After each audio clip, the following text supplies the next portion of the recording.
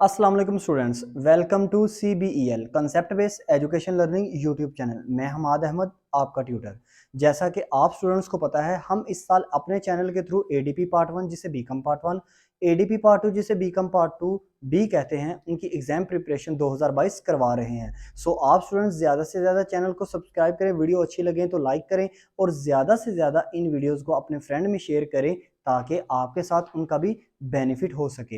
वो इसलिए क्योंकि हम अपने चैनल के थ्रू आपको एग्जाम प्रिपरेशन के लिए इंपॉर्टेंट क्वेश्चंस प्लस उनका सोल्यूशन और जो ऐसे क्वेश्चन जो बहुत ज़्यादा टफ होते हैं उनको सिंपल करके भी बताते हैं। और न्यूमेरिकल्स हों चाहे आपके थ्योरेटिकल बुक्स हों, उनके हम 15 थ्योरेटिकल बुक्स के इंपॉर्टेंट क्वेश्चन बताते हैं और न्यूमेरिकल बुक्स के प्रॉब्लम्स और इलस्ट्रेशंस भी हम आपके इस चैनल पे अपलोड कर रहे हैं। सो स्टूडेंट्स, आप स्टूडेंट्स जो university of Sargodha, university of Gujarat या यूनिवर्सिटी ऑफ पंजाब से बिलोंग करते हैं, हमारे इस चैनल को ज़रूर विजिट कीजिएगा। आज हम जिस क्लास के बारे में बात करेंगे उस क्लास का नेम है ADP पार्ट 1, का नेम है बिजनेस स्टैटिस्टिक्स एंड मैथमेटिक्स। मैंने लास्टली आपको कोरिलेशन और रिग्रेशन करना सिखाया था। आपको सिर्फ एक क्वेश्चन दिया था ताकि आपके सारे उसमें जितने भी क्वेश्चन आए पेपर पॉइंट ऑफ व्यू से आपके सोल्व हो जाए। आज मैं मैथ पोर्शन की बात करूंगा। बहुत से बच्चों ने कमेंट सेक्शन में ये बताया था, ये भी बोला था कि सर मैथ पोर्शन के बारे में इंपॉर्टेंट क्वेश्चन बताएं। आज हम मैथ पोर्शन का चैप्टर नंबर 1 करेंगे, वो है मैट्रिक्स। तो मैट्रिक्स करने से पहले आपने कुछ चीजें अपने माइंड में रखनी है। क्या? नंबर 1 रो क्या होती है, कॉलम क्या होती है और इनके ऑर्डर्स क्या होते हैं। अब मैं आपको बताता हूं कि मैट्रिक्स के अंदर आपको लास्ट 15 ईयर में कौन कौन सा इंपॉर्टेंट क्वेश्चन उसने पूछा हुआ है। हमारे चैप्टर का जो नेम है वो है मैट्रिक्स। स्टूडेंट, इसमें जो चीज आती है ना आपके पास, आपको ज्यादातर ए इनवर्स पूछता है। ए इनवर्स का क्या फार्मूला होता है? एडजॉइंट डॉट ए ओवर ए का डिटर्मिनेंट। अब स्टूडेंट, अगर तो आपके पास हो क्वेश्चन ऐसे 1 2 3 4, तो आपके पास एडजॉइंट निकालना और डिटर्मिनेंट निकालना दोनों बहुत सिंपल हैं। लेकिन अगर आपके पास 3 रो हो, 3 कॉलम हो, जैसे आपके पास क्वेश्चन इस तरह का हो, ए इज इक्वल टू 1 2 3 4 5 6 7 8 और 9, तो स्टूडेंट्स आप इसको कैसे सोल्व करेंगे? अगर 3 रो हो और 3 कॉलम्स हो तो आप इसको कैसे सोल्व करेंगे इन क्वेश्चन को?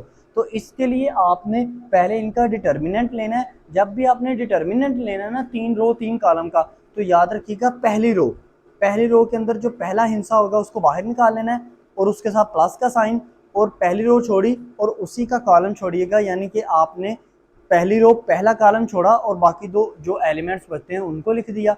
फिर आपने क्या करना स्टूडेंट्स, पहली रो के अंदर सेकंड जो आपके पास एलिमेंट है उसको लेना है। वो आपके पास इस तरफ आ रहा है, आपके पास 4, आपने उसके साथ माइनस लगाना है। ये फार्मूले का माइनस है और इसका मतलब है आप क्या छोड़ोगे? पहली रो और दूसरा कॉलम छोड़ दोगे, जो बाकी एलिमेंट्स बचेंगे उनको आपने लिख लेना है।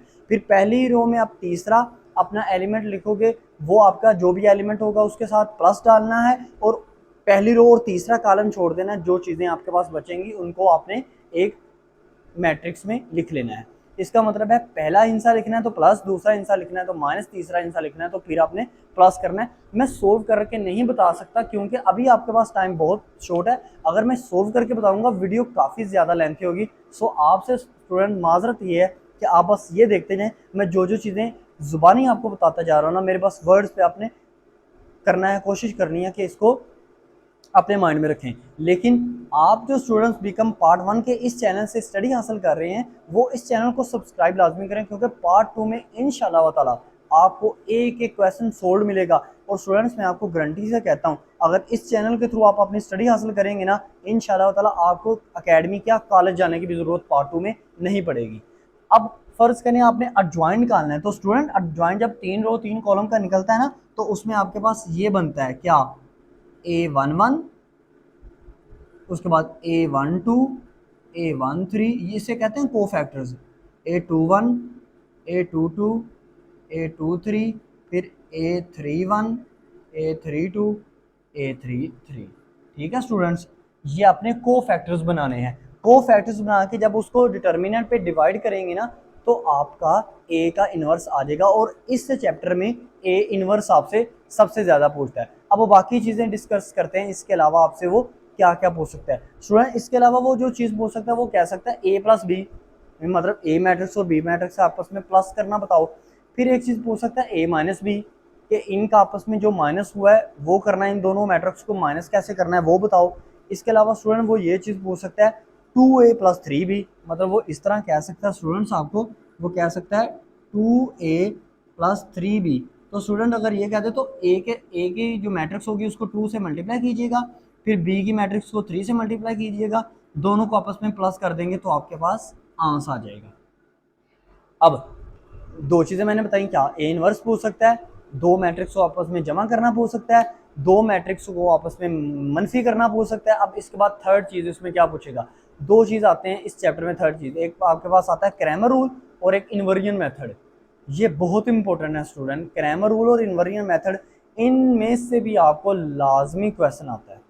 ठीक है स्टूडेंट्स, मैंने आपको क्या बताया, लास्ट 15 ईयर्स में से इस चैप्टर में से क्वेश्चन मस्ट है, लेकिन इस चैप्टर में क्वेश्चन आपको क्या पूछेगा, ए इनवर्स पूछेगा, a प्लस बी या a माइनस बी या 2a प्लस 2b या 2a प्लस 3b या 2a माइनस 4b या 2a प्लस खाली b, या इस तरह आ सकता है 2a minus 3b, 2a minus 4b या a माइनस 3b या a माइनस 4b, इस तरह पूछ सकता है। और आखिरी क्वेश्चन आपको पूछ सकता है इन्वर्जन मेथड से और क्रैमर रूल से। लास्ट में आपको ये बता देता हूँ इन्वर्जन मेथड और क्रैमर रूल के क्वेश्चन कैसे आए, तो आप उसको फाइंड आउट कर लोगे कि जी ये क्वेश्चन हमारा इन्वर्जन मेथड और क्रैमर रूल से। अगर उसने ये लिखा हो, अगर उसने ये स्टेटमेंट लिखी हो, उसने लिखा हो 2x plus 3y is equal to 1, 7x minus 4y is equal to 11, और नीचे उसने मेंशन किया हो कि इन्वर्जन मेथड से x और y का आंसर निकालो इन्वर्जन मेथड से, तो स्टूडेंट्स आप क्या करोगे, इसको इन्वर्जन मेथड से सोल्व करोगे। अगर वो कहे x और y का आंसर निकालो क्रैमर रूल से, तो आप उसको क्रैमर रूल से सोल्व करोगे। और याद रखिएगा स्टूडेंट्स, अगर वो मेंशन ना करे तो आप जिस मर्जी से सोल्व कराइएगा। आई होप सो आपको ये स्टूडेंट वीडियो बहुत अच्छी लगी होगी। वीडियो अच्छी लगी तो लाइक कीजिएगा, चैनल को सब्सक्राइब कीजिएगा। इस वीडियो के बाद आपको नेक्स्ट पोर्शन मैथ का ये बताऊंगा कि आपने साइमल्टेनियस इक्वेशन, लीनियर इक्वेशन और क्वाड्रेटिक इक्वेशन इसको कैसे सोल्व करना है और इसमें से इंपॉर्टेंट क्वेश्चन कौन से हैं। अब तक के लिए इतना ही, अपना ख्याल रखें, अपने इस यूट्यूब चैनल का भी। अल्लाह हाफिज़।